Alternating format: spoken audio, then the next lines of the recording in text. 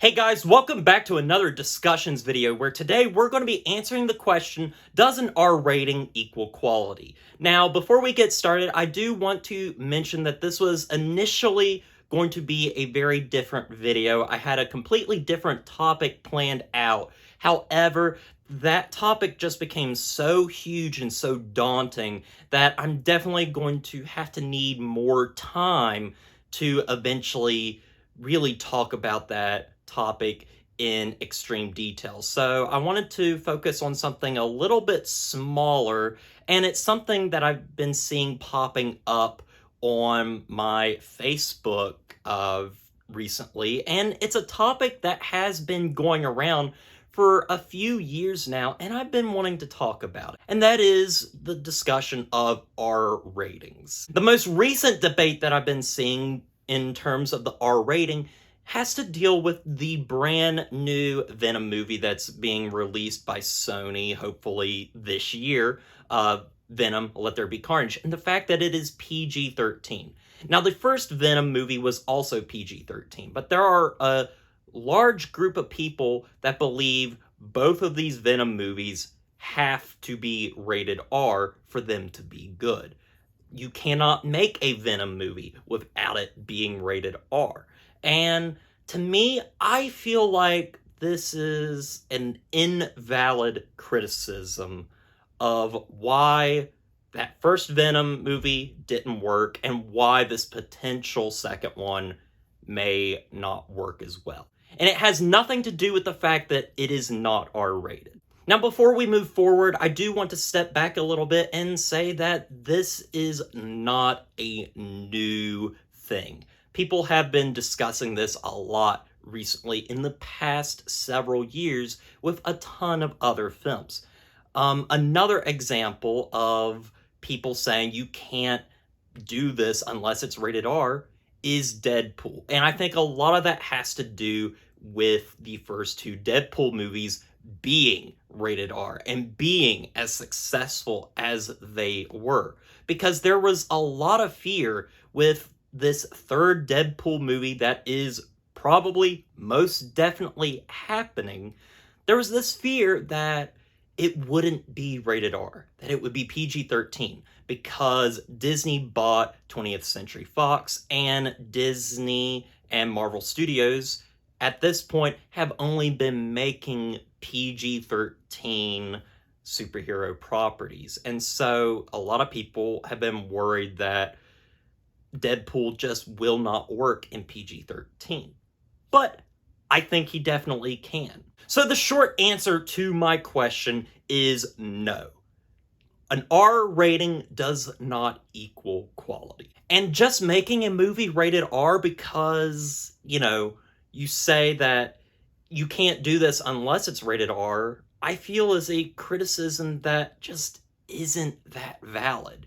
You can make an amazing movie and it not be rated R. You can also make an amazing movie and it be rated R. But an R rating does not automatically make something better. And an R rating will not solve all your issues. Let's look back at the Deadpool movies. The first two films were both rated R. They had nudity, they had innuendo, they had a ton of violence, they had a lot of language, and it worked because this came out at a time where superhero movies were feeling kind of the same. And then here comes Deadpool with a new vision, something completely different and unique.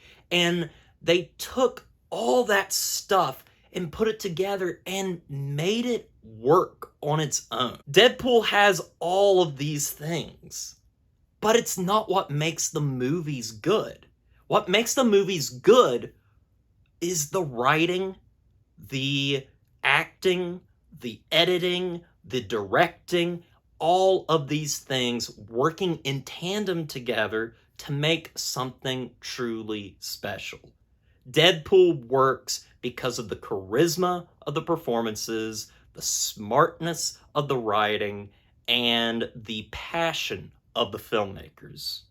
And you can have all of those and make a PG-13 Deadpool movie that would still be perhaps as entertaining and as fun as those first two films. In fact, if you even look at the original Deadpool comics, those comics are not as violent or as vulgar as the movies are. So, really, I don't see the complaint here. I don't see why an R rating would automatically make something better. Let's go back to another movie that is completely out of the superhero genre, Dunkirk. This was a movie that a lot of people talked about with the fact that it was not rated R. Plenty of people got on social media and discussed why a PG-13 World War II film just cannot work. And here's the thing, not every World War II film has to be Saving Private Ryan. Saving Private Ryan was the huge attempt to make a war film that was as realistic and true to life as possible. And it used violence in that way as a tool to tell its story. It was not the story itself. Now, Dunkirk is a film that Christopher Nolan conceived to be a tense, visceral experience that was completely bloodless. And what made it intense as something like Saving Private Ryan, was the writing, the editing, the sound editing, the sound design, all of these things working together to create a very tense experience. And you watch that film and you're not even thinking about the fact that the movie is pretty much completely bloodless, because the film wrapped you in. And Dunkirk is one of the best World War II films that has ever been made. And that leads to another question. Do R-rated movies have to be rated R? And again, the simple answer is no.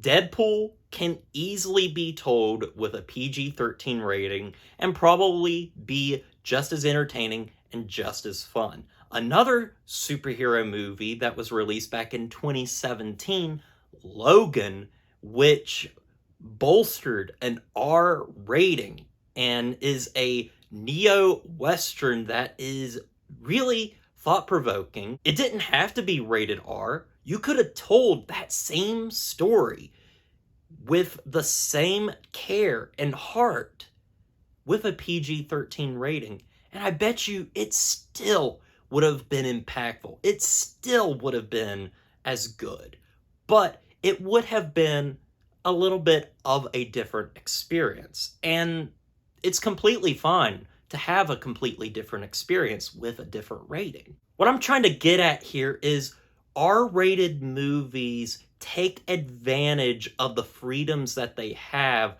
to go into some very different and interesting places.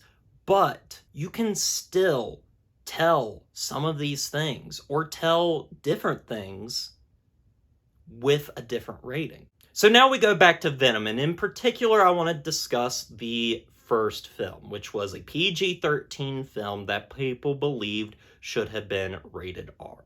Some people that I have seen have blamed the film's quality on the fact that it wasn't rated R, and I just do not think that that is true at all. Venom, for the most part, is a very mediocre film with a mediocre script and kind of flat performances. And that's what makes it not particularly a great film. It has nothing to do with the fact that it wasn't rated R. That shouldn't even be in the equation. Now, Venom: Let There Be Carnage has the potential to be a better film. I'm still hesitant about it because I didn't really care for the first Venom film, but it has the potential because they can improve with a better script, they can improve with a better director, with better directing, with better performances, editing.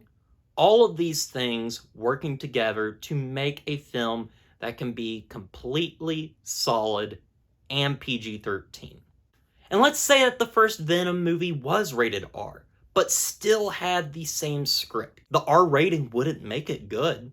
It would just make it a bad R-rated movie. So I really do not understand this criticism. So no, the R rating does not equal quality, and ratings in general are something that has been conceived to make a film marketable and to market it towards a certain particular audience, whether it's children, whether it's teens, or whether it's adults. And they are just trying to market a film to a certain demographic. Ratings don't make good films.